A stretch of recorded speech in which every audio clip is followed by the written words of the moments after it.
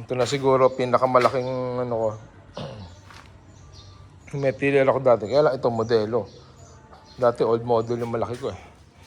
Ito bumper to, bumper. Ito hindi dyan yan. Gulong sa likod dyan. So, ano to? SS10. Mapakalupit.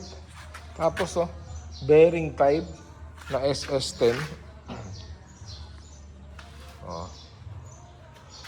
Side drive. Ang lupit. Parang rotovator na malaki na. Oh, ay, kumpleto ng ipin. Oh.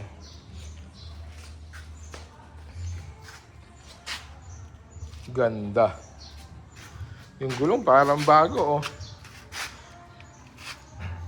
85%. Ito yung ano, bumubuka. Ayan. Ayan, oh. Bumubuka siya. Nasaan ba yung bukahan? Wala na yata yung kable. Ito na. Malupit! Malupit! Dati yung pambuka, yung dito lang sa gilid. Nasaan ba yung isa natin? Ayan, doon pa pala.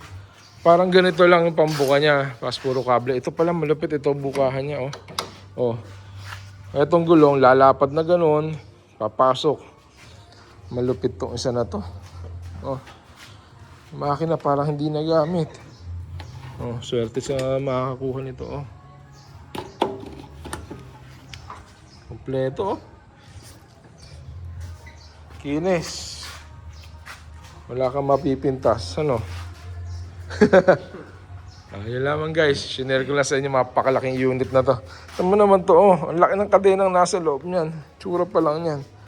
Super heavy duty. Tama-tama to sa malaking gulayan. Okay, thank you for watching.